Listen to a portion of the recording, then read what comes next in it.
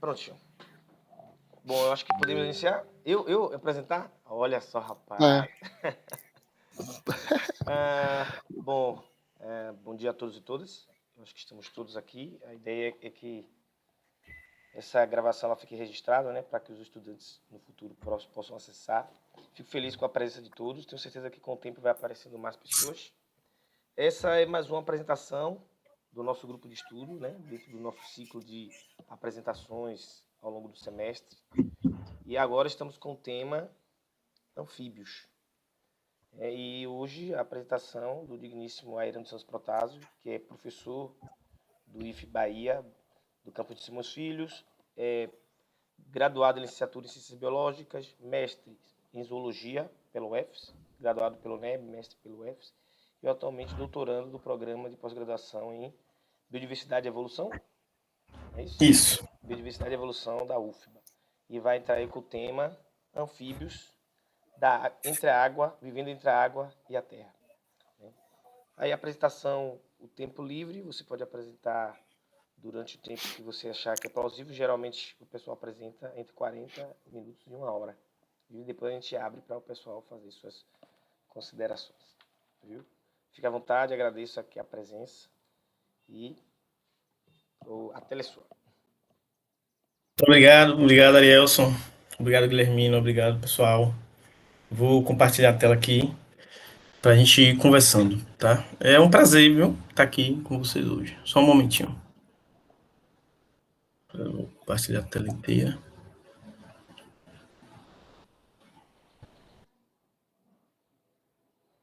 Pronto. Creio que já está compartilhando, né? Dá um retorno. Então, Ok. Perfeito. Pronto.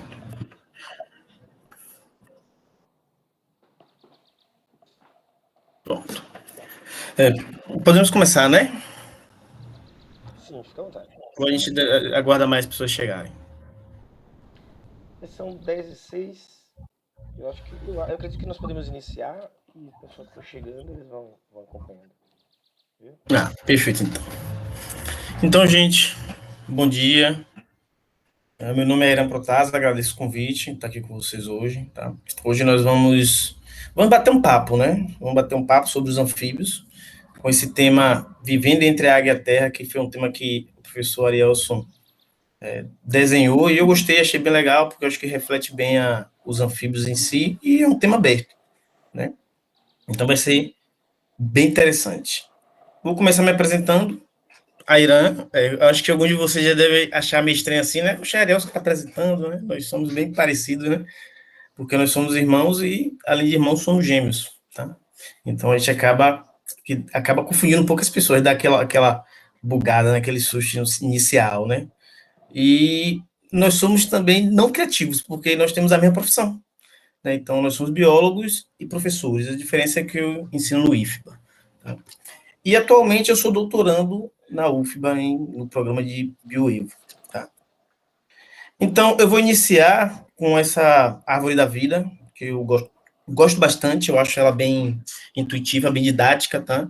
Eu poderia trazer aqui uma árvore da vida mais científica, mas eu acho que essa cumpre bem os objetivos que a gente quer. Claro que ela não tem as proporções devidas, tá? Mas com ela a gente consegue definir bem aqui o nosso objeto de estudo hoje, da nossa aula, que são os anfíbios. Notem que a proporção dela é tão grotesca que, se a gente reparar aqui o grupo dos mamíferos, tá? Ele parece que está mais diverso que o dos anfíbios. Mas os anfíbios é um dos grupos, com excesso, tirando os mamíferos, né, mais diverso que tem. Os mamíferos é o menos diverso. Tá? Então, essa árvore está mais projetando diversidade morfológica. Tá? Então, os mamíferos ela tem uma diversidade morfológica muito grande. Mamíferos pequenos, mamíferos grandes. Já os anfíbios, ele tem uma diversidade morfológica bem reduzida. Tá? Mas a gente consegue puxar aqui para falar desse grupo bem legal que eu apresento a vocês, que são os anfíbios, especificadamente os lisanfíbios, que é o grupo que, os anfíbios atuais, o grupo que nós conhecemos, tá? Na atualidade. Aí nós temos 3 morfologias bem diferentes, né? Nós temos o Gymnophiona, que é esse organismo aqui que nós estamos vendo aqui à direita, os urodelos, que é esse à esquerda aqui, e o Zanura, que é esse mais de baixo aqui, que eu acredito que para a maioria aqui eles vão ser mais familiares, né? O Gimnophiona, quando a gente olha, a gente vê mais um corpo serpentiforme, né? Os urodelos, quando a gente observa, a gente vê um corpo mais semelhante a um lagarto, e aí sempre remete aos répteis, né? Já os anuros, a gente vê uma forma diferente, né? Que a gente vai falar uma forma de sapo, tá? Basicamente, mesmo que eles tenham uma forma diferente, a gente vai perceber que eles têm características que permitem agrupar ele em um grupo só, que a gente vai chamar de anfíbios. Os anuros, bem interessante, a gente tem aqui o que a gente vai chamar de sapo, o que a gente vai chamar de rank mais ao meio, e o que a gente vai chamar de perereca. Mas notem que essa classificação aqui, ela é uma classificação popular. Sapo, rank e perereca não é uma classificação taxonômica. Tá? Então, a gente não tem uma taxonomia, a gente não tem uma característica que permita separar eles nesses grupos. Nós temos, por exemplo, organismos que não vão se enquadrar em nenhum deles, ou organismos que vão se enquadrar em dois, ou até nos três. Tá? Então, esse é um termo popular que a gente vem trazendo. No final, o nome do grupo é o nome Anura. Tá? E a gente tem algumas informações básicas sobre eles que nós conhecemos bem. Tá? O nome anfíbio, o significado, que é duas vidas, a gente aprende isso lá desde do nível fundamental. Eles são um elo de ligação entre o meio aquático e o meio terrestre. Tá? Então, quando a gente pensa na ocupação, na conquista da Terra pelos vertebrados, a gente vai ter os anfíbios fazendo essa ligação. Claro que não foram esses anfíbios atuais, né? Foram antecessores desses, mas foi um grupo que permitiu a conquista do ambiente terrestre. E não é à toa que esses grupos de hoje, eles ainda mantêm uma ligação com a água, né? Eles são dependentes de corpo d'água, principalmente para a reprodução, mas também para evitar a perda de água por evapotranspiração. Eles necessitam de ambientes úmidos. Basicamente, os ovos deles não têm casca, eles são anamniotas. Então, se a gente lembrar bem, os seres que são anamniotas, eles não têm o ovo com casca. Eu sei que aqui tem muitos zootecnistas, né? Então, deve lembrar um pouquinho lá dos ovos dos peixes, seria algo semelhante, tá? Então, aí, quando você já tem os ovos amniotas, você já tem uma melhor conquista, uma melhor ocupação do ambiente terrestre, aí você vai ter os répteis com os ovos com cascas. Então, pelo fato dos ovos não ter cascas, eles têm que ser colocados na água ou em algum ambiente, criar alguma estratégia que permita eles não ressecarem, tá? Os anfíbios também são encontrados em todos os ambientes, exceto na Antártida. Então, eles tiveram um sucesso evolutivo bem interessante. Eles têm a respiração cutânea, porque o pulmão deles não é tão desenvolvido, então eles têm que fazer a complementação com a respiração cutânea. E isso também cria um problema para o organismo, como a gente vai ver mais para frente. A respiração cutânea ele acaba trazendo um pouco de desafio para os anfíbios. E, obviamente, eles são desprovidos de pelos e também de escamas, que aí outros organismos vão ter, que são estruturas que auxiliam a manutenção da hídrica ou do calor no corpo. Beleza? Mas essas características aqui que eu estou apresentando a vocês não são as características que permitem agrupar os anfíbios nesse grande grupo.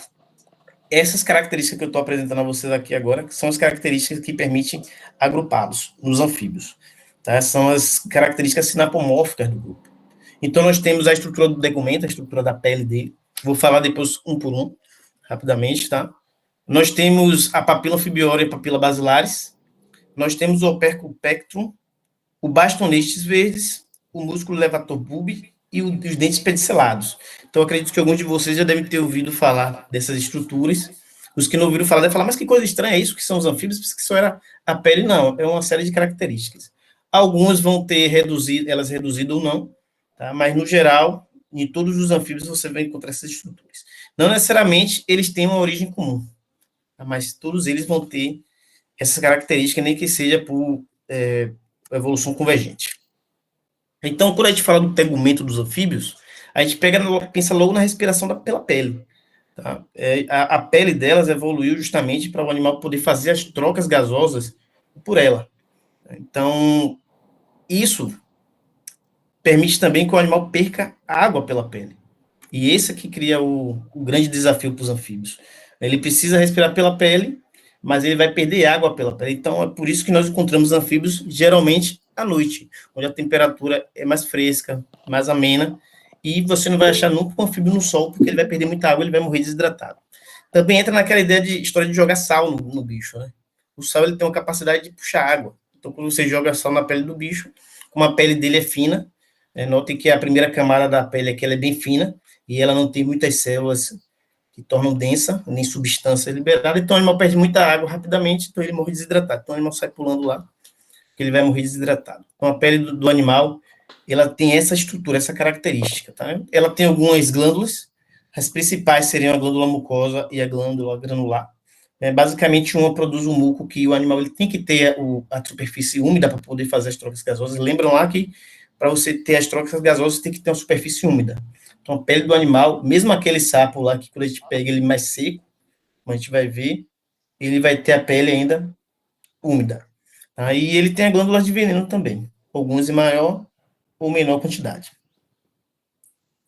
Nós temos as papilas, aí nós temos Amphibiorhea basilares, tá? Basicamente, elas estão relacionadas com a captação de frequência sonora. Tá? A papila Amphibiorhea ela está relacionada com captação de frequências abaixo do 1000 Hz e a basilares, captação de frequências acima do 1000 Hz. E o opérculo pectro são estruturas ósseas que estão relacionadas com a transmissão desse sinal sonoro. Lembra muito, vou fazer aqui uma comparação bem tosca, tá? Lembra muito nossos ossículos, né? Os ossículos que nós temos na região da cóclea, o martelo, estriga e bigorna. Tá? Então, elas auxiliam essa transmissão do som para a região mais interna. Então, a gente está vendo aqui a região do tímpano do organismo, né? A região mais mediana, e aqui a região onde está relacionada com o processamento do som. Nós temos outra estrutura que é o bastonete verde e o músculo levator bulbis. Essas duas estruturas, elas estão relacionadas com os olhos. Então, o bastonete verde está relacionado com a captação de alguns espectros de luz, né, que a gente só vai encontrar nos anfíbios. E o levator bulbis é bem interessante porque ele está relacionado com a entrada dos olhos do animal na órbita, né? Além disso, ele também está relacionado com a capacidade de engolir uma presa e aumentar a superfície da boca, né? A cavidade da boca. Porque quem já pegou um anfíbio, um sapinho, já deve ter percebido que muitas vezes o animal, os olhos entram. Né? Então, quem faz esses olhos entrar ou saltar é esse músculo. Existem várias hipóteses por que o animal faz isso. Uma delas é que quando o animal ele pega uma presa, muitas vezes a presa, obviamente, ela está viva, ele não mastiga. Quando ele captura a presa, essa presa ela vem se movendo, então os olhos descem justamente para não acertar os olhos, e depois ela sobe porque ele cria uma cavidade maior na boca e consegue abrigar seres maiores. Tá? Então essas duas estruturas a gente só encontra também nos anfíbios. E a outra estrutura são os dentes pedicelados.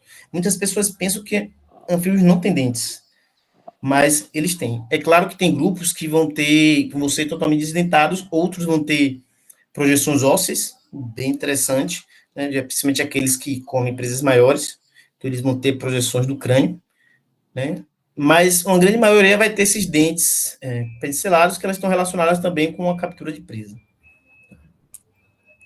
Os dentes pedicelados basicamente você tem a coroa e tem a base, que é o pedicelo, e entre eles você vai ter ali um tecido, daí o nome dente pedicelado. Tá? Essas características, a priori, elas parecem que criam um grande desafio para os anfíbios, né? Principalmente o fato de perder água e perder calor para o ambiente muito facilmente. No entanto, quando a gente repara a história de vida desses organismos, a gente percebe que eles estão espalhados por todo o planeta. Né? É um grupo cosmopolita. Então, a gente consegue perceber que, evolutivamente, eles tiveram sucesso. É um grupo bem interessante. Tá?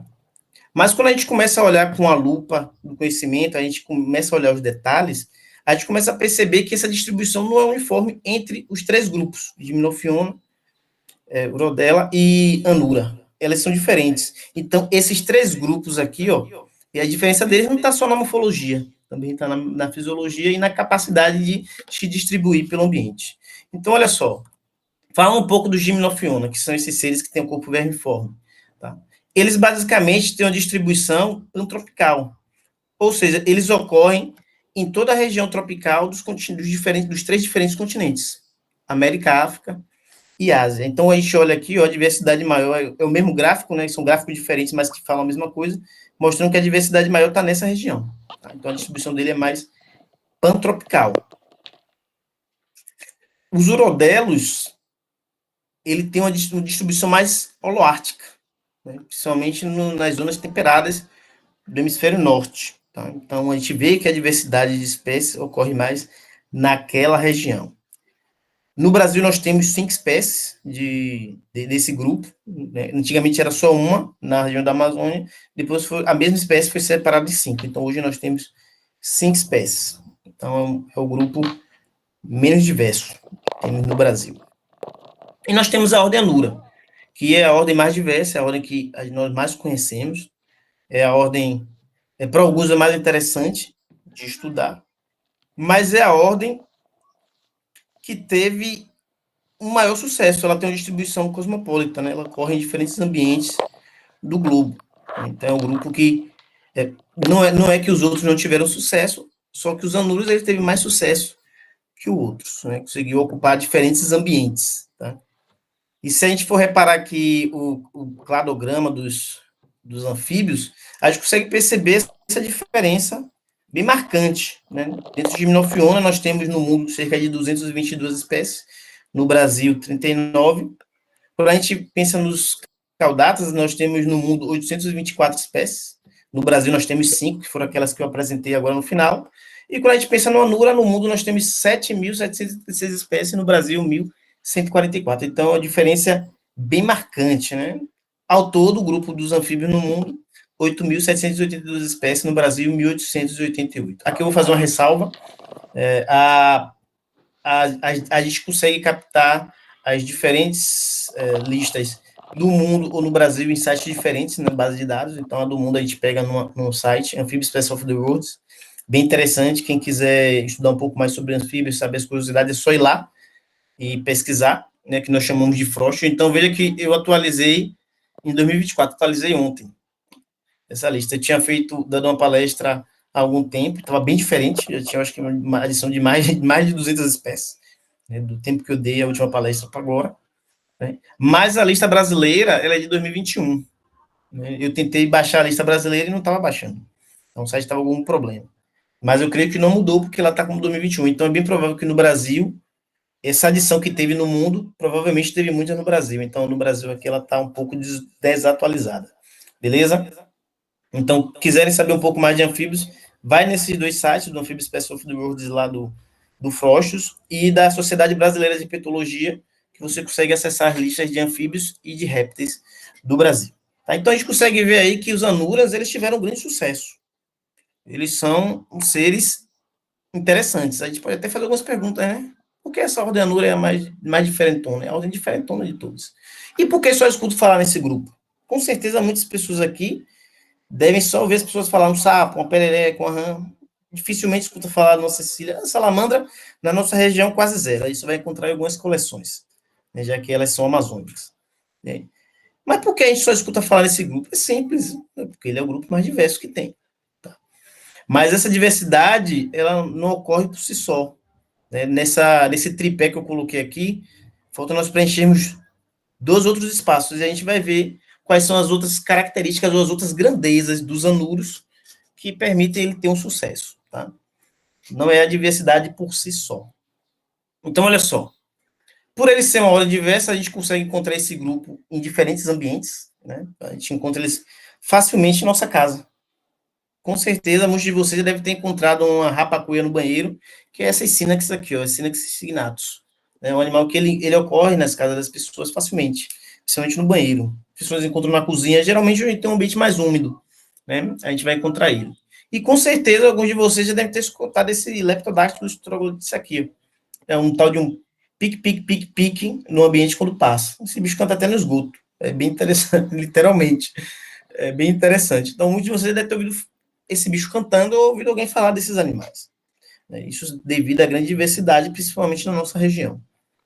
São animais que apresentam restrições morfofisiológicas bem interessantes, e isso torna eles interessantes do ponto de vista biológico. Então, são animais que eles têm diferentes fases de vida, que perpassam diferentes ambientes, e isso cria um mecanismo interessante de sobrevivência, tá? Sobretudo relacionado às trocas gasosas, porque são diferentes, são seres totalmente diferentes. As larvas dos anuros são totalmente diferentes de outros grupos, né, do adulto em si.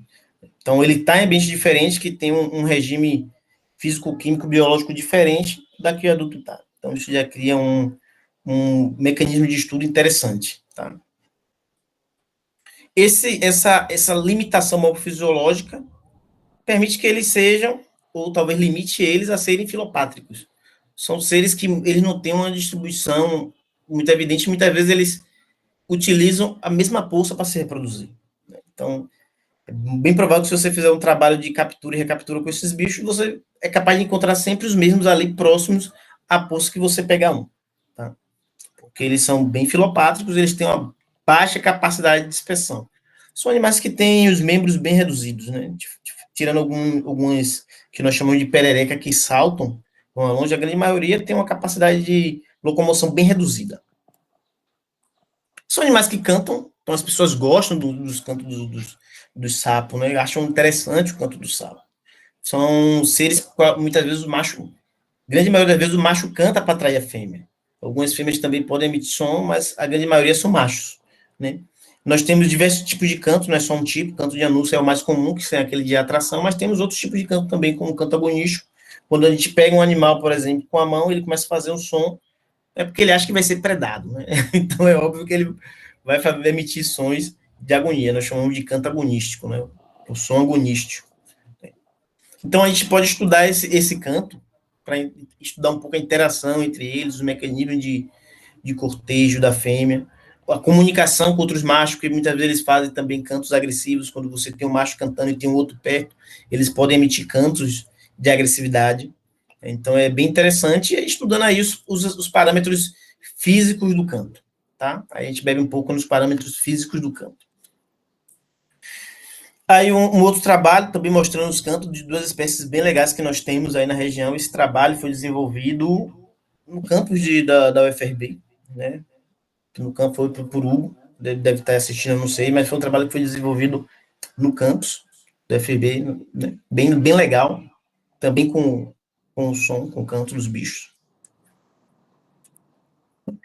E esses animais têm uma diversidade de modos de reprodutivo incrível, né? Se os anfíbios eles só ganham número de espécies para os mamíferos, eles só perdem em modo de reprodutivo para os peixes. E a diversidade reprodutiva dos peixes é enorme. O grupo de peixes é enorme.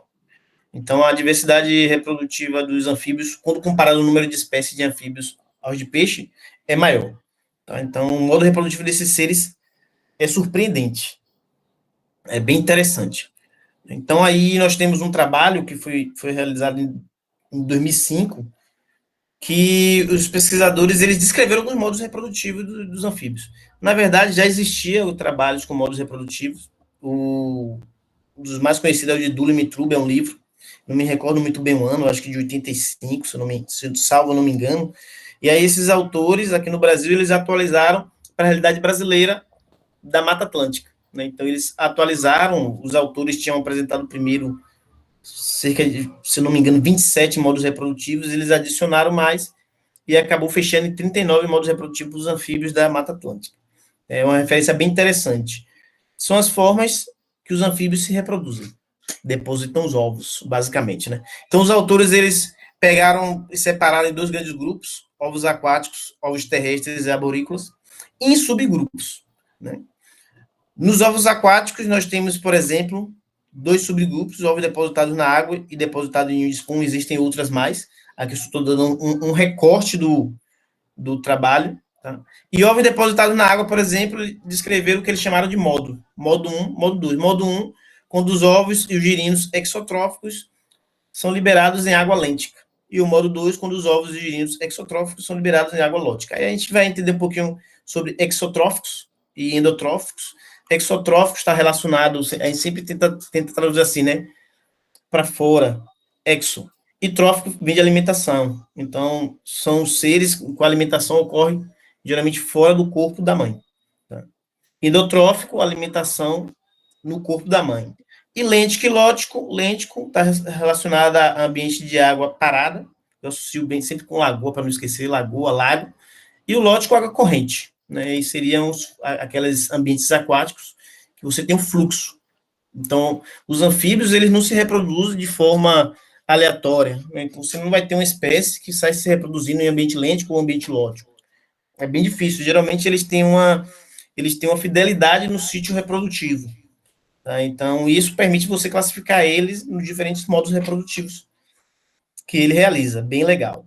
Ovos depositados em ninho de espuma, é bem interessante. Só lembrando que esse ovos de girinos exotróficos aqui é aquele que no qual a gente conhece mais, né? Que o macho, muitas vezes, ele amplexa com a fêmea, ele abraça a fêmea, e aí ele vai jogando os ovos na água. Tá? Então, por isso que eu não trouxe foto, porque seria aquele mais interessante que a gente vê nos livros, né? É mais comum, aquele modo reprodutivo mais comum. Tá?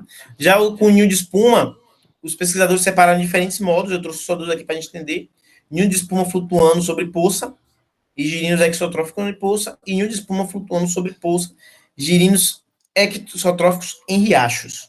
Tá vendo? Veja que é o ninho de espuma. O que seria o ninho de espuma? Muitos de vocês já devem ter visto essa estrutura aqui flutuando em algum corpo d'água ou até no solo, próximo a corpo d'água. Né? A pessoa deve muitas vezes olhar assim, que aquilo ali, ou lavaram algum prato ali e fizeram um meio de espuma ali. Na verdade, é um ninho de sapo, do anfíbio, né? Muitas vezes ele produz esse ninho com diferentes funções. A principal é evitar a desidratação do organismo, seria a principal função. Mas existem várias outras. Né? Tem alguns estudos que apontam que em situações extremas, o ninho de espuma, muitas vezes, ele pode ser ingerido pelo organismo. Ele seria uma fonte de carboidrato. Tem outros que apontam que em um momento de escassez de alimento para o girino, quem está ali dentro, ele pode predar outro girino, porque eles não saem, então fica mais fácil. Então, alguns morrem e outros sobrevivem. Muitas vezes, a fêmea também coloca ovos não fertilizados nesse ninho, e aí permite que os girinos que estão ali, eles se alimentem. Tá? Então, o ninho de espuma tem diversas funções. Basicamente, é um corpo, uma massa gelatinosa, e quando a gente pega, a gente vê que ela é bem ligante, ela é bem grudenta. Tá? Então, a gente vai ter um ninho de espuma, que a gente chama ninho de espuma assim, mais evidente, mais forte, mais consistente, mas tem uns que são como se fossem bolhas. Provavelmente tem algumas fotos aqui mais para frente, né, que a tradução é literalmente assim, a gente traduz como ninho de espuma, mas escreve como se fossem bolhas mesmo. Mas tem pessoas que agrupam tudo num só. É bem interessante. Tá? E em relação aos ovos terrestres ou arborícolas, os pesquisadores separaram em dois grupos, novamente fazendo um retrato. Ovos arborícolas, aí ele chamou de modo 25, por exemplo, os ovos que eclodem em girinos exotróficos que se desenvolvem em cavidades com água em árvores. Esse é bem legal. Seria esse aqui, ó, da imagem. Ó. Olha que legal. A gente está vendo aqui dos indivíduos, um macho e uma fêmea. O macho seria esse aqui menorzinho. Nos anfíbios, a grande maioria das espécies, os machos são menores. A fêmea é maiorzinha. Então, eles entram aqui numa bromélia e depois de um tempo, ó, é a foto da mesma planta. Tá lá os ovos depositados. Bem legal. Bem legal essa foto. Então, eles depositaram ali, você consegue enquadrar ele em um desses modos. No caso aqui, o 25. O outro, ovos conduzidos por adultos. Esse é bem legal. Modo 35, ovos carregados em bolsa dorsal da fêmea. Girinos exotróficos em água lêntica. Olha só essa foto aqui em cima. Esse girino aqui. Essa que a gente chama de perereca marsupial, ou perereca canguru. Né? Esse animal, ele tem uma aberturazinha aqui, ó, na região inferior dorsal aqui, ó. E aí, no momento da fecundação, os ovos são colocados aqui e ela carrega esses ovos nas costas, até eclodirem. Numa bolsa que tem nas costas dela. Ela não joga nas costas de forma que o ovo vai cair, ela não gruda, ela bota pela pele, por baixo da pele, é subcutânea. É bem interessante. Tem pessoas que criticam, né? Não deveria ser perereca canguru, porque não bota na região ventral, ela bota na região dorsal, né? Mas aí as pessoas chamam popularmente de perereca canguru ou perereca marsupial. É bem legal esse bicho. Tem um que foi descrito perto de vocês na Serra da Jiboia, né? Que a gente chama de Gastroteca flama. Foi descrita lá um animal desse tipo aqui. Bem interessante. Diferentes modos reprodutivos dos bichos. E aí, quando a gente vai no trabalho lá, ó, dos pesquisadores, a gente encontra vários modos reprodutivos. Né? A gente tem aqui o modo reprodutivo. Ops, cadê? A gente tem aqui o modo reprodutivo que a gente discutiu, que seria os ovos aquáticos, mas a gente também tem aqui ó, ovos terrestres e arborícolas. Olha que legal aqui. Então, existem vários modos, são cerca de 39, e aqui nós também temos ó, nutrição ovípara e vivípara, né? Então, nós temos anfíbios, obviamente, que os ovos se desenvolvem dentro do corpo também. Então, no senso popular, a gente imagina que os animais sempre jogam os ovos na água, mas não. Existe uma diversidade incrível de modo reprodutivo nos sapos. E notem que esse trabalho que eu trouxe para vocês aqui, ó, ele é de 2005. Mas, quando foi em 2021, essa lista foi atualizada, né? E aí esse número subiu para 74. 74 modos reprodutivos dos anfíbios. Nos anuros, nós temos, eu marquei aqui, ó, 71 modos reprodutivos, só nos anuros. Juntando com os outros grupos, de Minofiona e Gaudato, 74 modos reprodutivos, que os pesquisadores, eles tentaram resumir nessa topologia aqui, né? Aí eu preferi falar o outro, porque o outro é mais didático, o outro é mais fácil de entender, mas existe essa lista atualizada também, dos modos reprodutivos dos anfíbios. Bem interessante, é bem legal. Tá? E aí, algumas imagens desse modo reprodutivo, nós temos anfíbios que botam os ovos, como essa imagem aqui embaixo, eles botam os ovos em cordão, né? Os rinelas têm esse tipo de reprodução. Os rinelas, o sapo cururu, né? Alguns que a gente chama de sapo cururu, os sapos verdadeiros, muitos colocam esse tipo de os ovos presos no cordão gelatinoso, na gelatina, e os ovos ficam ali dentro. Tem alguns que colocam mais espalhados assim também, ó, como esse aqui, na água. Tem alguns que vão produzindo aqui, são ninhos de espuma, mais daquele tipo que eu falei, né? Parecem umas bolhas, né? Bem grupado. Outros colocam em galhos de árvores, outros colocam em folha, como essa última imagem aqui, ó. É bem legal. Se eu não me engano, essa foto foi tirada no mesmo dia que tirou a foto, que tiramos a foto com a perereca dentro da bromélia, né? Salvo eu não me engano. Foi alguma pessoa do grupo, não me recordo quem, que tirou essa foto bem legal. Então ele coloca na folha, embaixo tem água, quando o ovo eclode, o girino eclode, ele cai na água. É bem legal, bem interessante. Então, os anfíbios ele tem uma diversidade de modo reprodutivo incrível, né? Uma diversidade de modo reprodutivo surpreendente. E isso permite a gente fechar nosso outro tripé, né? Nós fechamos 2 tripés relacionados aos anuros, porque os anuros são bem diferentões, porque os anuros são bem estudados, né? Então, a gente tem uma diversidade de espécie incrível, uma diversidade de modo reprodutivo incrível, e obviamente, retroalimenta a outro. A diversidade de espécies é incrível porque tem uma diversidade de modo reprodutivo incrível, e a diversidade de modo reprodutivo é incrível porque tem uma diversidade de espécies incrível. Mas ainda falta fechar um aqui, e nós vamos fechar mais para frente. Olha só. Trouxe alguns casos curiosos para vocês aqui, para a gente poder entender um pouco mais sobre os modos reprodutivos. Esse caso é bem interessante e até um pouco triste, né? Essa espécie, o Rheobatrachus, é uma espécie que ocorre na Austrália, nessa região aqui. Ó, ele tinha nota que eu falei, ele tinha uma distribuição limitada, e essa espécie hoje ela é considerada extinta, né? Foi considerada extinta na década de 80. Essa espécie ela foi descoberta na década de 70, ou se eu não me engano, 1975. 10 anos depois, ela foi considerada extinta na natureza. E atualmente eu estava lendo os criatórios que tinham ele já não tem mais, né? Os animais morreram. Então, essa espécie foi considerada extinta. Essa espécie, o grande fato interessante dela é que essa imagem é muito comum, a gente vê muito na internet. Esse animal, ele é considerado ter uma gestação gástrica, né? Então, ele engole o ovo, não o girino, ele engole o ovo, depois que o ovo é fecundado, ele engole o ovo, e o girino se desenvolve no estômago da fêmea, né? Então, ele passa o tempo todo ali no estômago da fêmea, e quando ele já sai uma miniatura da mãe, da fêmea. Bem legal, bem interessante. Tá? Então, aqui nessa imagem, a gente consegue ver ó, o animal saindo aqui, e aqui, ó, nesse desenho, os anfíbios miniaturizados ali dentro, né, dessa espécie. É uma pena que foi extinta. Ela tem uma espécie irmã, também do mesmo gênero, que também foi considerada extinta logo depois. Foi descoberta na década de 80, e na década de 80 mesmo ela foi considerada extinta. Não me recordo o nome, mas é do mesmo gênero. Né? É um caso bem emblemático, vocês podem pesquisar na internet que vocês vão ver o caso dessa espécie. É bem legal. Embora o trabalho tenha sido em 2022, esses autores eles fizeram um trabalho de distribuição, utilizando a ciência cidadã, né, que seria esse aplicativo aqui, ó, FrogD, né, para mapear a distribuição do bicho. E aí, óbvio, como o bicho foi da década de 80, as pessoas colocam que já tinham visto o bicho, e aí eles conseguiram mapear a distribuição do bicho bem restrita, bem legal. Um outro caso bem curioso é do Rhinoderma darwini. Muitos de vocês já devem ter visto esse bicho, né? Nem que seja na TV, de algum modo, no BBC, na NetGeo. Esse animal, ele também abriga a sua prole internamente no corpo, mas não no estômago. Quem abriga é o macho, no saco vocal. O saco vocal dele é bem dilatado, então ele consegue abrigar os girinos nessa região do saco vocal, como a gente está vendo aqui nesse desenho. Aqui é uma imagem, uma foto do bicho, e aqui é um desenho representativo. Tá? Essa imagem aqui ó, é do artigo que descreveu o girino.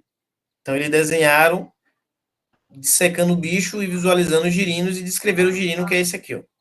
Esse trabalho de Lávila na década de 80. Tá? Descrever o bicho. Essa é a distribuição do bicho, ele só ocorre no Chile, na região entre Chile e Argentina, né? Pega um pouco a Argentina também, ali na região mais ao sul do Chile. Então ele também tem uma distribuição restrita, é um bicho que está considerado ameaçado. O legal dessa espécie é que tem vídeos dele, né? Eu trouxe um vídeo aqui, eu não sei se a gente consegue ver, vou tentar passar. Vou pedir para vocês me darem um retorno, se vocês não conseguirem ver esse vídeo aí. Então é um vídeo pequeno, uns 40 segundos.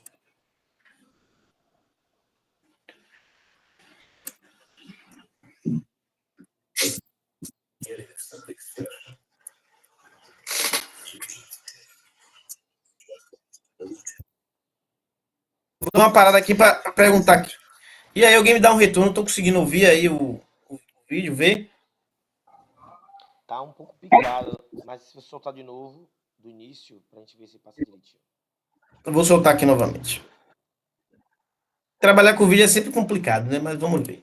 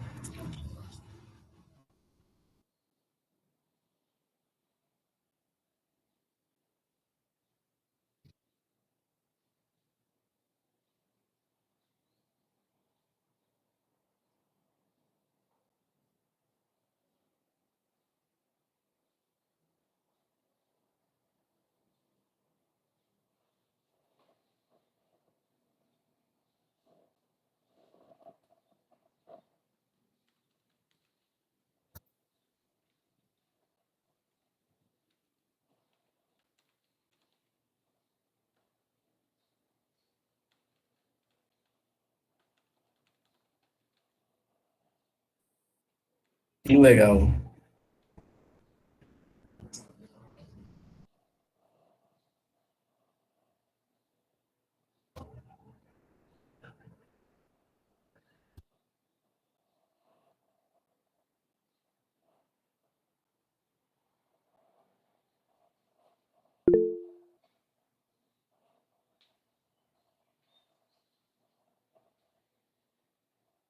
Bem legal. E aí, conseguiram ver direitinho? Deu para ter uma noção? Deu sim, deu sim. No meu ficou sem som, mas eu consegui acompanhar, viu? Acho. O que importa é o visual, né? Acho que o som nem importa muito. Né? O que importa é ver. Né? Passar, pronto. É diferente, esse caso aqui do rinoderma é diferente da outra espécie, porque ele coloca no saco vocal. Outra espécie ele ingere, né? Então, por isso que chama de gestação gástrica. A diferença é gritante, porque no outro a mãe não se alimenta. Né? Durante o período de desenvolvimento do filhote, ela para de produzir substâncias digestivas, né? E ela para de se alimentar. Ela não sente vontade de se alimentar, ela não se alimenta. Embora a espécie tenha sido descoberta pouco tempo depois, ela foi considerada extinta, fizeram muito estudo com eles, e aí descobriram essas, essa característica dela não se alimentar. E muitos animais foram encontrados, né? Até onde eu vi, cerca de 16 bichos dentro da fêmea. Já no rinoderma, ele fica no saco vocal, e até onde eu sei, ele coloca o animal para fora, muitas vezes ele coloca para se alimentar, e aí não impede ele de se alimentar, né? Depois o animal novamente é depositado no saco vocal. Um outro caso bem legal são esses sapos da família Dendrobatid, os dendrobatídeos, né, que as pessoas conhecem muito pelas cores, né? São aqueles sapos coloridos. Ou os sapos de veneno. São os sapos que produzem substâncias que são até no mínimo perigosas. Esses sapos, eles têm uma característica bem legal que é transportar o girino nas costas. Como esse aqui, ó.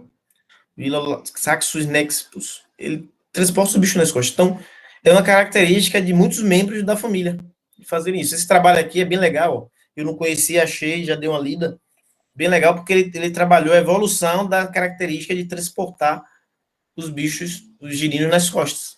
Então, ele, tanto a característica de transportar e depositar numa folha, no caso, numa bromélia, tá vendo? Quanto a capacidade da fêmea de transportar. É bem legal. Né? Aqui é a cor. Né? Ele fez um estudo de cor para saber se estava relacionado com a coloração do bicho também. Se aqueles que, eram, que transportavam eles eram mais ou menos coloridos. Bem legal.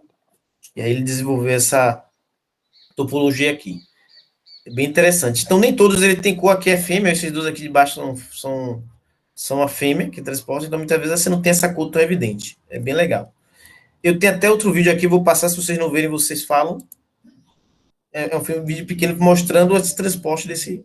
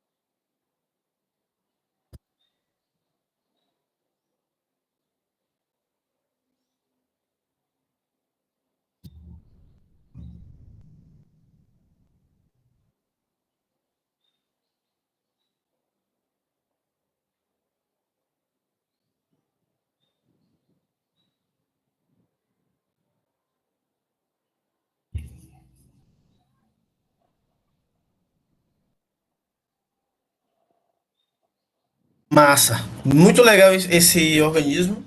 Ela transporta o girino para as brumeiras, ele vai secando, ela vai transportando para outras plantas e muitas vezes ela deixa também o ovo não fertilizado para ele se alimentar, porque muitas vezes você não tem alimento nas plantas.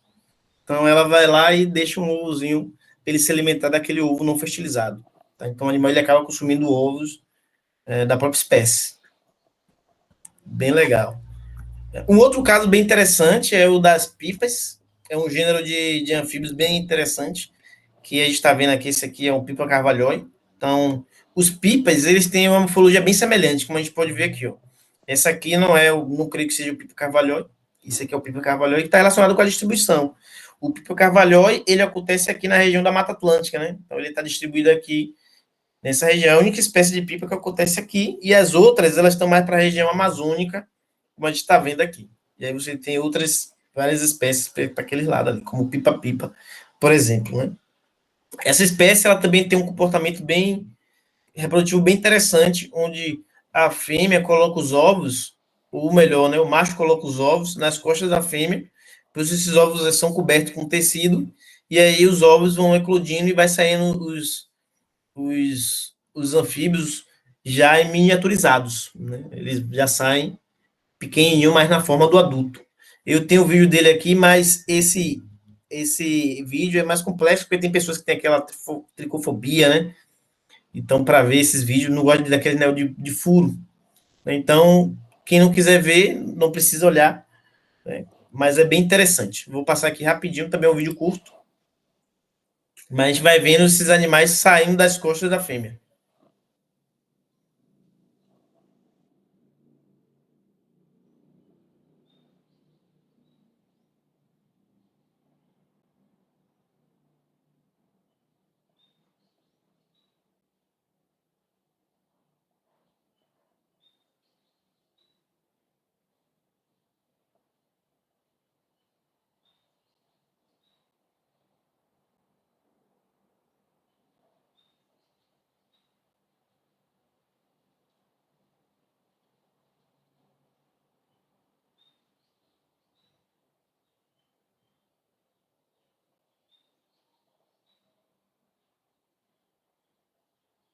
Bem legal, cadê? Pronto. Então, bem interessante os pipas. Os pipas, eles são considerados anfíbios totalmente aquáticos, né? Então, eles não são considerados animais terrestres, embora você encontre alguns animais, muitas vezes em ambientes que ocorre o secamento da poça, ele consegue se deslocar até outra poça, mas eles são considerados anfíbios inteiramente aquáticos. É bem legal. A cópula ocorre dentro da água, a fecundação ocorre dentro da água, tá? E o desenvolvimento dos sapos também ocorre na água. Bem legal. Os pips.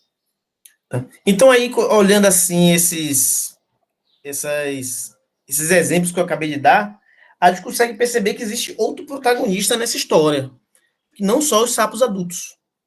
Nós temos também os girinos, que são protagonistas. Então, quando a gente fala em diferentes modos reprodutivos e em uma diversidade grande de espécies, isso também está relacionado à grande diversidade de girinos que existem. Então, quando a gente fecha o tripé aqui, para fechar, a gente tem a diversidade de girinos. Então, a gente consegue fechar o tripé em diversidade de espécies, está relacionado com a diversidade de girinos, que também está relacionado com a diversidade de modo reprodutivo, né? E um retroalimentando o outro. Então, isso torna os anúrios uma ordem bem interessante para você estudar, é bem legal. E aí, estou mostrando essa imagem para vocês aqui do girino, um girino padrão, né? Um padrão girino, um padrão corpóreo bem comum, onde eles se desenvolvem ele metamorfoseia no que a gente chama de ímago, e depois ele vai dar origem a um adulto, e esse adulto, obviamente, vai manter o ciclo, onde os ovos vão dar origem ao girino, que vão dar origem a um ímago, e vão dar origem a um adulto. Então, isso aqui, os girinos, acaba sendo outra face da mesma moeda. Isso aqui é uma área de estudo totalmente diferente dos adultos. Os girinos, muitas vezes, eles estão na água, eles têm uma morfologia, uma fisiologia totalmente diferente dos adultos, eles têm um comportamento totalmente diferente dos adultos, é como se fossem outros organismos, tá? Então, só para vocês terem ideia, a grande maioria dos girinos, eles não são carnívoros, eles são considerados herbívoros, eles se alimentam de algas, enquanto a grande maioria dos anúrios adultos são carnívoros. A grande maioria não, a maioria, né? Só tem uma espécie que o pessoal apontou aí uma capacidade de comer flores, mas a grande maioria é carnívora. E isso é bem interessante porque você ter essa capacidade de desenvolvimento das suas larvas em um ambiente diferente do seu evita uma competição. Aí a gente vai falar um pouco de nicho, para quem entende esse termo, né, quem já consegue ter uma noção do termo. A gente vai falar um pouco de nicho. Né? O girino na água e o adulto na terra, eles não ocupam o mesmo nicho. Então não corre o risco de um atrapalhar o desenvolvimento do outro. Tá? Inclusive, você vê que tem adultos que podem se alimentar de girino, né? Então, o sapo se alimenta de outro sapo. Então, aí você já tem essa desacoplagem do ambiente. Né? Bem interessante. E os girinos, a diversidade de girinos é um mundo à parte. Então, aqui eu tenho, mostrando para vocês aqui a imagem de alguns girinos, só para a gente ter uma noção. A diversidade morfológica que existe. Aqui você, de um animal que tem um dorso, parece um dinossauro, né? O corpo diferente, a boca diferente. Aqui nessa imagem aqui a gente consegue ver a boca diferente. Eu gosto dessa imagem aqui, ó, que eu estou passando para vocês, porque esse bicho aqui é o Coritomantis, que é um bicho que a gente tem aqui bem comum, né? Na região. E é um animal que ele geralmente segura em rocha. Eu tinha foto dele aqui, mas nem botei, mas ele segura em rocha. Ele se desenvolve em ambiente lótico, e aí é bem legal você o ver segurando na rocha, quando você pisa próximo, ele solta e segura mais embaixo. Então, a boca do animal, o que a gente chama de discoral, a gente vai ver um pouco da morfologia dele, tem a capacidade de segurar nas rochas. É bem legal esse bicho. Tá? Então, a gente tem uma diferença de cores bem evidente, de forma de nadadeira bem evidente, e de forma de alimentação também diferente. Nesse caso aqui, ó, nessa imagem da esquerda aqui, eu estou mostrando para vocês a diversidade morfológica, e nessa direita aqui tem a diversidade morfológica, mas também está relacionada com o ambiente que o animal se desenvolve. O animal fossorial, geralmente são animais que se desenvolvem em cavidades, que são cavadas, né, no solo, ou dentro da água, ou fora. Semiterrestres são esses animais que conseguem, girinos que conseguem andar sobre as rochas, então eles literalmente conseguem se deslocar entre as rochas. De fitotermos são aqueles que só se desenvolvem em bromélias, então tem espécies que não saem de bromélia, eles se desenvolvem exclusivamente em bromélias, né? E esse que a gente chama de generalizado, lentilótico, são aqueles que têm uma morfologia mais comum, que a gente encontra por aí. Bem legal. E tem essas duas imagens aqui, ó, que é de um livro chamado Tédipos, bem legal, né, que a gente vai considerar a Bíblia de quem estuda os anfíbios, que ele retrata bem isso. Tá preto e branca porque a imagem do livro é preto e branco, né? Então ele vai retratando a diversidade de anfíbios e os ambientes que a gente encontra. Tanto um ambiente lêntico, como essa imagem aqui que eu estou mostrando para vocês à esquerda, como de um ambiente lótico. E em diferentes locais, como cavidade de uma árvore que a gente pode encontrar o bicho aqui numa rocha, como aquele que eu mostrei que a gente pode encontrar ele, ou uma forma agregada de viver. Se eu não me engano, eu botei aqui um vídeo mostrando essa forma agregada. Pronto, aqui. Então, nós temos aqui, por exemplo, alguns girinos. Se eu não me engano, essa mão aqui é do professor de vocês, é de Arielson, salvo eu não me engano. É, sim, é. Então, aqui a gente tem um girino que geralmente eles vivem solitários. Se eu não me engano, essa aqui é a boana, as outras espécies eu não me lembro. Essa aqui é um Dendropisófilos, provavelmente um Brander. Essa aqui eu não me recordo que espécie é. Então, muitos vivem isolados, mas tem alguns que têm a capacidade de viver agregado, como esse aqui, ó. Que eu vou mostrando para vocês. Vou até baixar aqui o volume, não precisa, só para ver. Eles têm essa capacidade de viver juntos. Eles literalmente vivem assim, como se fosse um grande cardume, né? Eu chamo de cardume, mas cardume é para peixe, certo? Mas eles vivem agregados ali, semelhante a um cardume. É bem interessante esses bichos. Se eu não me engano, essa espécie aí é o macrospermo, se eu não me engano, é ele mesmo. Tá? Então, a gente vê esse bicho mais em atividade à noite, bem legal, eles ficam mais em atividade noturna, e aí muitas vezes quando você passa a lanterna, eles migram, né? Eles vão andando tudo junto para um lugar que não tem luz, né? Não gostam de luz, esses animais. Tem alguns girinos que são diurnos, tem alguns que vão ser mais crepuscular noturno. Tá bem legal. Então, no mundo dos anfíbios, a gente pode estudar eles. Então, tem formas de estudar esses girinos. E aí eu estou apresentando para vocês aqui, rapidamente, algumas formas de estudo. Tá? Então, olha só. Quando a gente vai estudar a morfologia externa, porque a gente pode estudar tanto a externa quanto a interna, a gente vai reparar, inicialmente, em duas estruturas principais, que vai ser o corpo, que é essa região aqui, que eu estou circulando, e a cauda, que é essa região aqui. Então, o girino ele vai ser dividido nessas duas partes principais, corpo e cauda. Por que não cabeça? Porque nessa região aqui também tem intestino. A gente consegue ver o intestino aqui, ó. Geralmente em espiráculo. Ele está aqui dobradinho. Ele fica aqui. Tá? Então o animal ele vai ter olhos. Esses olhos, a gente vai ver que todas essas estruturas que eu falo aqui, ele pode estar em posições diferentes, na mesma espécie, inclusive, mas geralmente em espécies diferentes, em posições diferentes. Então ele vai ter os olhos, ele vai ter as narinas. Tem espécies, por exemplo, que não tem narina. Ele vai ter o discoral, que seria a boca, que é essa daqui que está embaixo, nessa região aqui. Ele pode estar na região mais terminal ou na região mais ventral.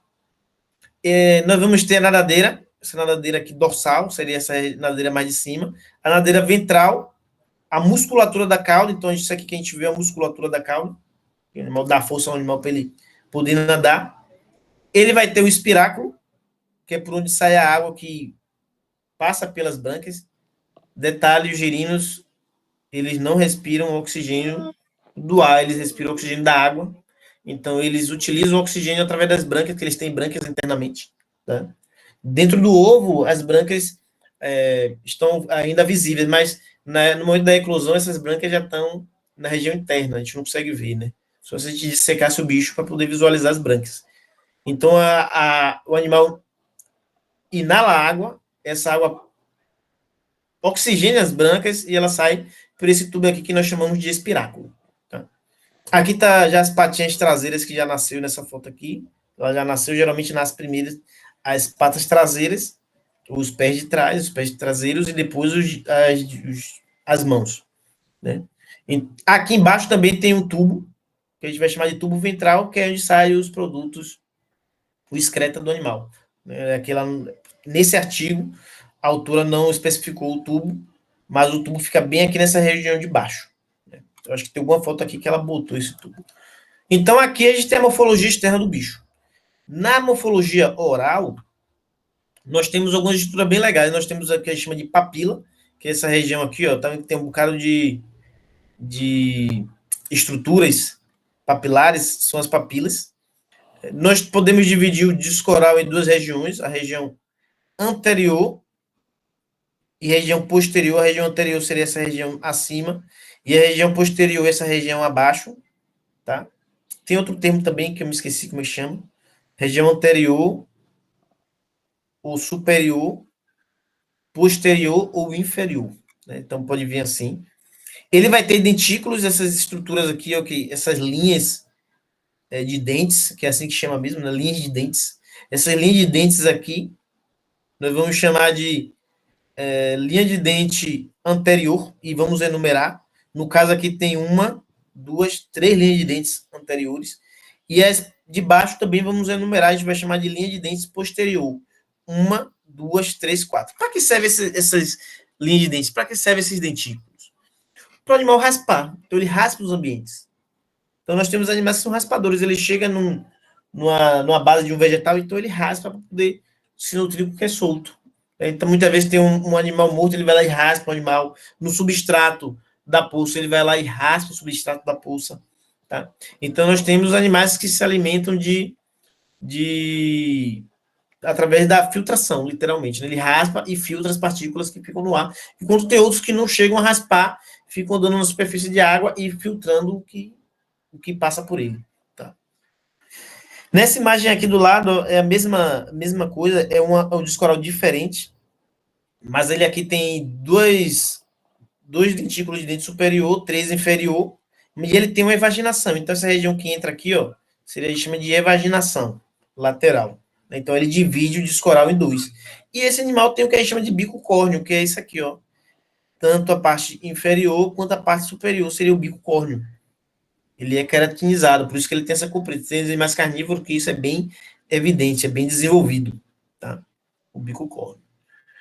Além disso, muitas vezes no dentículo tem alguns gaps que a gente chama aqui, ó. O gap seria essas regiões vagas aqui, aqui embaixo. E aí isso permite a gente enumerar o disco oral, que a gente chama de LTRF. Então ele está dizendo aqui, ó, que o animal tem dois dentículos superior, 1 e 2, e o segundo, ele tem um gap, que é esse aqui, ó, tem um gap. E o de baixo tem 3, como ele não enumerou aqui, não tem gap. Já o de cá, a gente poderia dizer que é 3, 1 e 4, 1, porque tem um gap aqui no anterior. Beleza? Então, são as formas de estudar os girinos. Bem legal. E aí nós temos várias formas de classificá-los. Nós podemos classificar pelo que nós estamos visualizando. Então, nós temos esse trabalho aqui bem legal. Eu gosto de trazer porque foi o pessoal aqui do Nordeste que desenvolveu para Mata Atlântica Norte, acima do São Francisco. Então, eles desenvolveram uma chave de identificação de girinos para aquela região, né, o girino da Mata Atlântica. Mas, obviamente, ele acaba pegando algumas espécies também que ocorrem na Caatinga. Então, eles começaram a separar os bichos com a forma dele. Então, ele olhou aqui, ó, forma elíptica, o corpo, né, corpo redondo, triangular, obtuso. Então, você tem várias formas de classificar. Esse trabalho aqui fez a mesma coisa, mas foram por algumas espécies que ocorrem na região do Cerrado. É bem legal, também fez uma chave de identificação. E aqui eu gosto porque ela trouxe fotos, e aí fica mais fácil da gente entender. Então, olha só, ela separou aqui com o corpo. Ó. Todo animal que tinha um corpo mais ou menos assim, ela chamou de globular, deprimido. Tá? Tinha um achatamento dorso ventral, não muito evidente. Aqueles que têm um achatamento lateral, ela chamou de corpo triangular. E aqueles que têm o corpo com um achatamento dorso ventral bem evidente, o corpo deprimido. Tá? Então, a partir da forma que a gente está vendo, a gente consegue enumerar os animais. Como, por exemplo, no focinho redondo, focinho mais pontudo, focinho truncado, batido, né? É bem interessante. Aqui, por exemplo, nessa imagem mais embaixo, é nadadeiras triangulares, bem interessante, e ele forma um flagelo, que seria essa ponta aqui. E a gente olha, a gente realmente vê como se fosse um triângulo, uma forma de triângulo. A nadadeira redonda, porque chega na ponta aqui, ela dá uma curvada, E a nadadeira pontuda, né? A ponta da nadadeira pontuda. Então, você está vendo que ela chega aqui, ela faz uma estrutura semelhante a uma ponta. É bem interessante. Já nesse trabalho, os autores não classificaram pela forma do corpo, eles classificaram pelo hábito alimentar, ou o local que o animal ocupa numa poça, ou numa região, num corpo d'água. Por exemplo, ele chamou de girinos macrófagos, ele chamou de girinos carnívoros, girinos que são raspadores de suspensão, ou limitadores de suspensão, nectônicos e bentônicos. Bentônicos são aqueles animais que vivem mais no substrato, né? Quando a gente pensa em peixes, por exemplo, a gente vai pensar nas raias. Ele vive mais na região de baixo, né? São seres bentônicos. Então, esses girinos, eles descem, né? Eles costumam descer para a região do substrato. Então, eles vão ter um corpo, uma morfologia corpórea que permita isso. Então, eles têm um corpo mais achatado docilmente. Já esses animais aqui, ó, são os nectônicos. Os nectônicos, ele tem um corpo mais piciforme. Ele tem um achatamento lateral mais evidente. Né? Então, o corpo ele é deprimido lateralmente. São animais que conseguem cortar mais facilmente a coluna d'água. Né? Então, esses animais, eles vivem mais explorando a coluna d'água, enquanto os bentônicos, por exemplo, exploram mais o fundo do substrato. Então, entendendo a morfologia do animal, a gente consegue também prever o habitat que ele vai ocupar naquele ambiente. Tá? Bem legal. Né? São formas de classificar esses seres. E por quê? Por que classificar esses seres? Qual seria o motivo para a gente classificá-los? Existem vários motivos. Uma delas é nós podemos estudar comparações, morfologias, estudar os hábitos alimentares. Alguns dados, por exemplo, uma forma de estudar bem interessante é através de dados morfométricos.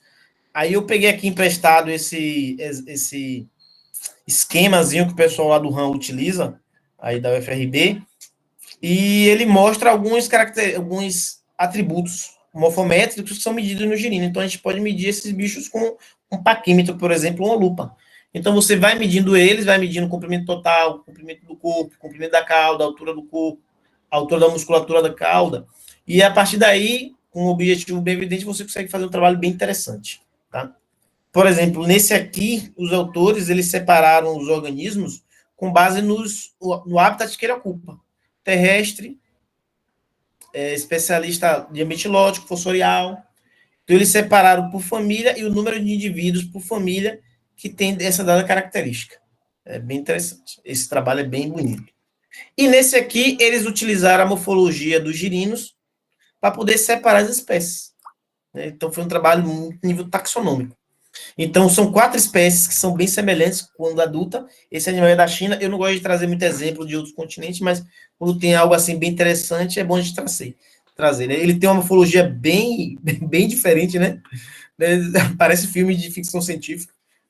E isso aqui a gente chama de funil bucal, ou cone bucal. Então, esse animal, geralmente, ele se alimenta da água que está, dos seres que estão na água ali na superfície. Né? Tá ali no espelho d'água. Então ele tem esse funil aqui virado para cima porque ele consegue captar facilmente essa água. Tá? Então, através do trabalho morfométrico e morfológico, os autores conseguiram separar essas espécies, essas 4 espécies que são sintópicas, elas ocorrem no mesmo ambiente. É bem interessante. Tá? Gente, falei demais, falei bastante, eu espero que vocês tenham entendido, espero que não tenha confundido muito a cabeça de vocês. Eu sei que falei muita coisa, né? Mas eu espero que tenha sido proveitoso. Agradeço a atenção, deixo o meu contato aqui para vocês e passo agora a fala para o moderador. Deixa eu cancelar aqui a apresentação, gente. Prontinho, prontinho. Agradeço a Irã mais uma vez pela palestra. Foi incrível e muito bom ver nossas fotos aí, né? É sempre legal a gente começar a ver as fotos da gente. A gente começa profissionalmente utilizando a foto de outros profissionais, né? Aí chega uma hora que a gente começa a utilizar as nossas. E a gente fala, pô, que legal, né? Quer dizer que as coisas estão dando certo, né? E isso realmente é gratificante. Eu tenho certeza que foi maravilhoso para todos. E eu acho que chegou o momento da gente abrir para as falas, para as perguntas. Né? Eu sei que muita gente não se sente confortável estar falando, mas quem quiser falar pode abrir o áudio e falar e fazer a pergunta diretamente. Quem não se sentir confortável pode colocar aqui nas perguntas, né? Digitar diretamente. A gente espera que tenha ficado dentro do tempo, né? Ficou, você Ficou. falou 41 horas, né? Não, tá ótimo, tá ótimo. Ficou muito bom. Às vezes a gente tem palestras que vai até meio-dia, né? Ah, Foi até é. bem tranquilo. Foi bem Não, tranquilo. vamos deixar um tempo aí para o pessoal aproveitar o sábado, né? Amanhã do sábado é importante, né? Sim, sim. E é ótimo um dia de manhã a gente parar para aprender coisas novas, né? É sempre gratificante. Girinos é uma coisa bem interessante. Anfíbios, né? Então eu tentei pegar os anfíbios, puxar um pouquinho pro girino, falar um pouquinho de modo reprodutivo. Acho que foi muita coisa, mas eu acho que deu para entender, né? Depois é uma lambidinha na ponta do picolé, na verdade, É né? a pontinha, é a Mas eu acho que é lambidinha. mais para instigar, para a pessoa poder ter uma base para poder ir além. Claro que para estudar esses animais e entender a vida deles como um todo, a gente não vai conseguir fazer isso. Aí leva anos, anos, anos Requer anos de de estudo. geração. Ou duas, três gerações, três vidas, né? Para a gente conseguir fazer isso. Mas a ideia é a gente tentar entender um pouquinho de nada para a gente conseguir ajudar esses organismos a viver nesse mundo louco que a gente tá. Bom, mais uma Isso. vez, alguém quer fazer alguma pergunta, pessoal? Não fiquem constrangidos, não. Pode perguntar se tiver alguma coisa. Pode reclamar também se eu botei a foto de alguém que não deveria. A Vivian falou aqui que as fotos eram dela, viu? Foi, foi mesmo, Foi, Vivian? Vivian. Eu imaginei que era, mas pô, eu não queria falar que podia ser de outra pessoa e a pessoa se ofender, né? Bom, eu Tem tenho. certeza que não era de Nenel, não? Tem uma questão, eu imaginei que você poderia falar da vocalização dos girinos, né? Vocalização, a emissão do som, né? Acho que seria interessante. Falar sobre a emissão do som, né? Bem legal. Realmente eu não abordei essa questão. Os girinos, poucos girinos, sabe-se que poucos girinos têm essa capacidade de emitir som. A gente chama vocalização, é uma emissão sonora, né?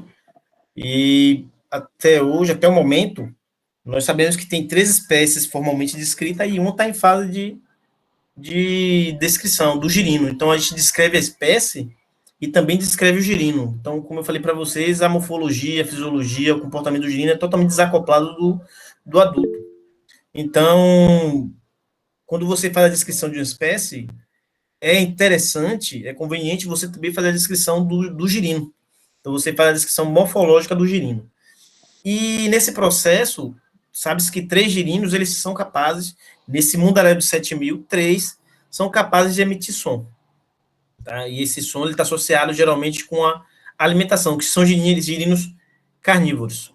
Convergentemente, esses animais que emitem som, eles são carnívoros, se alimentam de outros girinos, inclusive. Então, se você bota um animal desse junto com outros girinos, com certeza ele vai comer todos, porque são animais vorazes.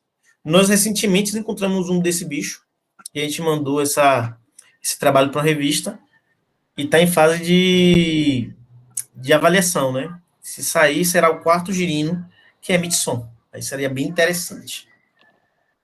Legal, muito bom, muito bom. A Larissa perguntou que em qual momento ele aprende a. Acredito que seja vocalizar, não é isso, Larissa? Em qual momento o anfíbio aprende a vocalizar? Isso, a vocalização, né? Então, esses animais carnívoros que eu falei para vocês, eles sabe-se que eles já têm pulmão desde novo. Muitas vezes com declode ele já tem pulmão. Então eles conseguem emitir esse som porque eles têm pulmão. Então eles têm ar dentro ali no pulmão, então eles expelem o ar e aí tem um mecanismo de abrir e fechar a boca, emite som. Outros girinos que não têm a capacidade de emitir som, eles só vão fazer isso na fase reprodutiva. Então, os animais, muitos anfíbios, os que cantam, a gente está falando dos anuros, tá?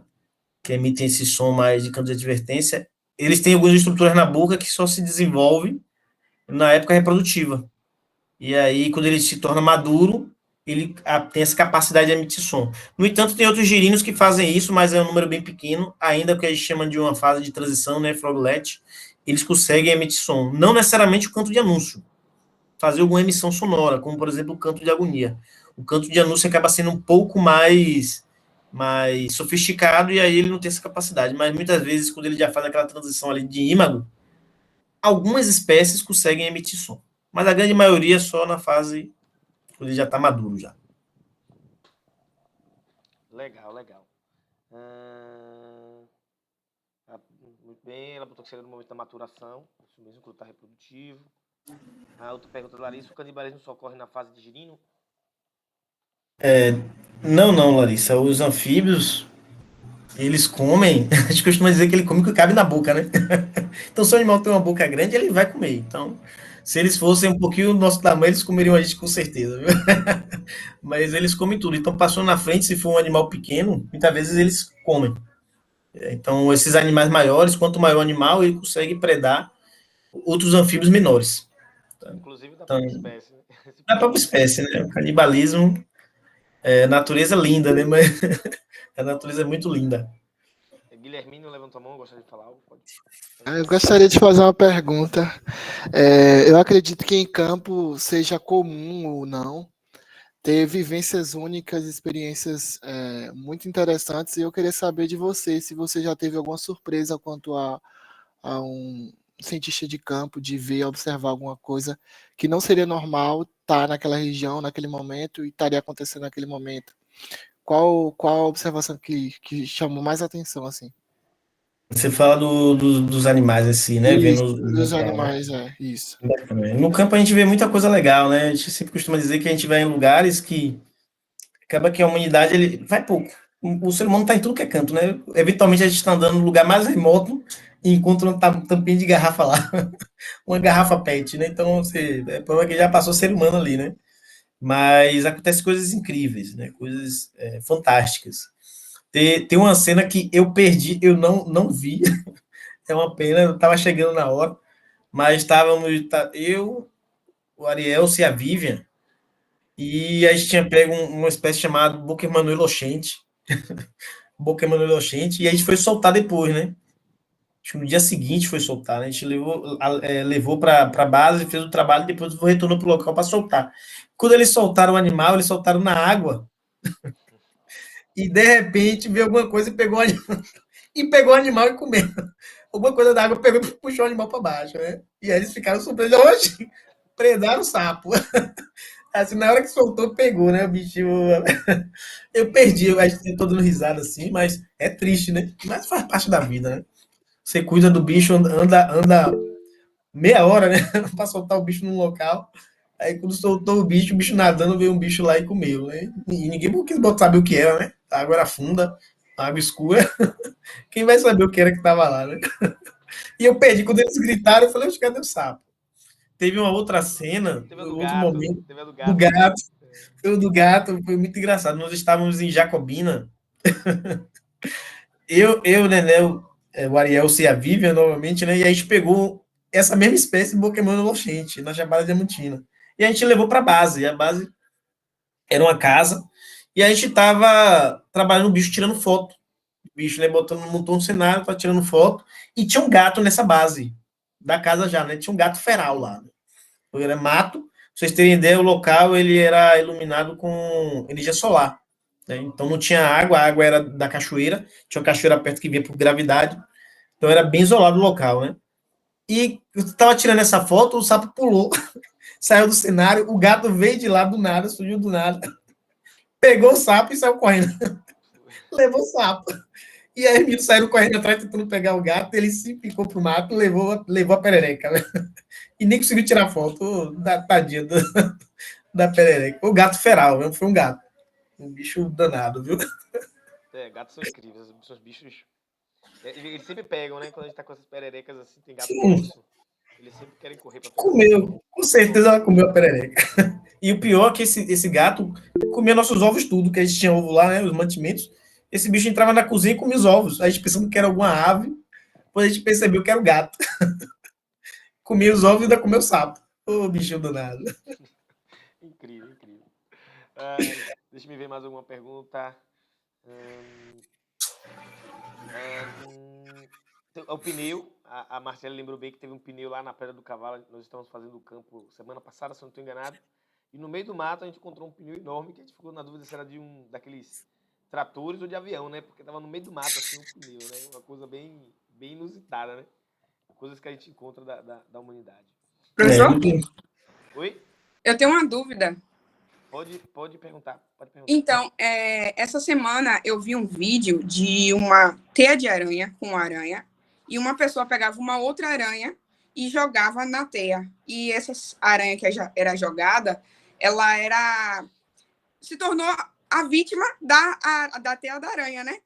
E aí eu queria saber, no caso, quando você faz essa captura desses animais e aí você vai devolver, nesse caso que aconteceu do lago, que foi exatamente o que aconteceu na aranha, de chegar e ser predado por outro animal, isso aí seria uma interferência humana ou seria, no caso, a natureza mesmo, sabe? Tendo o ciclo natural. Interessante. Você quer que eu responda ou quer que a Arielson responda? Você. Pode ser. Fiquei na dúvida, pronto. Então, assim, é óbvio que se nós não tivéssemos lá, o animal não teria sido predado por aquele organismo específico, né, que a gente não sabe nem o que é. Ninguém viu o que era, né? A gente não viu. Mas pode ser que ele fosse predado por um outro lá em cima que a gente tirou, né? Então acaba entrando num paradoxo. Né? Claro que a nossa presença já causa impacto, de certo modo. Né? Então a gente tenta sempre mitigar esse impacto. Né? Então a gente vai no campo, a gente tira os animais. Se a gente vai levar esses animais para coleção, a gente vai levar um número pequeno, para a gente não causar um impacto muito forte. Se você está ali, às vezes o animal se reproduz em folhas, como a gente viu. Muitas vezes tem folhas no chão, as plantinhas bromélias pequenininhas, quando o animal se reproduz, você evita pisar nessas bromélias para não quebrar, né? A gente tem que tomar esse cuidado. Tem ninhos, os animais eles cavam e fazem ninhos, os anfíbios em si. Eu estou falando só de anfíbios, ali tem o mundo, né? Então eles cavam e fazem ninho. Então muitas vezes você pisando ali de forma indevida, sem conhecer, você pode acabar interferindo no ninho dele, e aí você obviamente vai interferir no processo reprodutivo dele, que poderia ocorrer ou não poderia ocorrer, né? Mas a gente não vai pensar nisso, né? Então você vai tentar sempre mitigar os impactos. Agora, não causar impacto é impossível. Sempre vai causar impacto, né? A nossa presença em si já causa impacto no ambiente. Legal. Só vou ler a pergunta que está aqui e depois eu passo para quem levantou a mão. A Martiele perguntou se dá para saber se os girinos são machos ou fêmeas ou só na próxima fase de desenvolvimento. Se dá para definir que os girinos são machos ou fêmeas. Não, infelizmente não dá para definir, né? Só quando ele atingir aquela fase de maturação. Tanto que às vezes o animal ele ainda não está na fase de maturação, ele já é um sapo pequeno, um sapo juvenil, a gente chama de juvenil, a gente gosta de chamar de subadulto, né? A gente chama, pode separar diferentes fases. Né? Muitas vezes o animal ele é um juvenil e você não consegue definir macho ou fêmea porque ele não tem estruturas secundárias de macho ou fêmea. Né? Ele não tem uma estrutura na boca ainda, né, que são os sacos vocais, não estão abertos, ele não tem estruturas que os machos se desenvolvem no período reprodutivo. Então aí fica inviável você desenvolver. Às vezes você abre o animal e não consegue nem visualizar as gônadas, né, porque elas não estão maduras, nem a masculina nem a feminina, então aí você não tem como definir. Se você não tem como definir nessa fase, né, imagine no girino lá. É praticamente impossível. Legal. Eu vou abrir para a Sabrina, que levantou a mão, depois eu volto para o chat. Pode perguntar, Sabrina. Professor, será que ela não bateu o dedo, não? Não sei dizer, viu? Bom, eu vou deixar em aberto. Se Sabrina quiser falar, vou ler a da Steph. A Steph perguntou, falando em gato, muito se fala do perigo de gatos e cachorros para a fauna silvestre. Esse risco também é muito alto para anfíbios? Eu acho que para outros organismos talvez seja bem pior do que para os anfíbios, né? Você tem um processo de evolução, então acaba que muitos animais, cães e gatos, eles acabam não mexendo muito com esses animais porque eles têm substâncias tóxicas, né? Então você tem um processo ali de coevolução natural. Então, existem casos de animais desses animais domésticos, que já se intoxicaram com anfíbios, mas esse número é bem pequeno quando a gente pensa no todo. Então você tem muito difundido cães e gatos no ambiente, né? Mas os registros dessas intoxicações com anfíbios é bem pequeno. Inclusive na espécie humana também tem, né? Tem pessoas que vão manipular esses animais lá indevidamente e acaba se intoxicando. Mas eu acredito que esses animais não causam impacto severo na comunidade de anfíbios, né? Predando eles. Diferente do que faz, por exemplo, com um lagarto ou uma ave. Com lagarto e aves, eu acho que é Bem pior. bem mais pesado, né? Até porque os anfíbios estão perto de corpos d'água e geralmente nossas casas não ficam tão próximos a esses Os, casas, né? isso, os que ficam perto, assim, no ambiente mais urbano, eles são aqueles mais, como o cururu, né, por exemplo, que é bem tóxico para esses animais, eles acabam interferindo. Embora eu já tenha visto esses bichos, eles brincam um pouquinho e acho que depois percebe, né, que não é uma boa ideia e cai fora. Legal, legal. Bom, mais alguma pergunta, pessoal?